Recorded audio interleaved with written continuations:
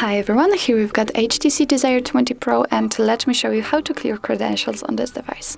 So first of all we have to open the settings, then let's scroll and find the security, and here we've got encryption and credentials, so simply tap on it, and as you can see at the very bottom of the list we've got clear credentials option, so click on it. Your device will ask you if you really want to do this, click on OK, confirm with your pattern if you have one.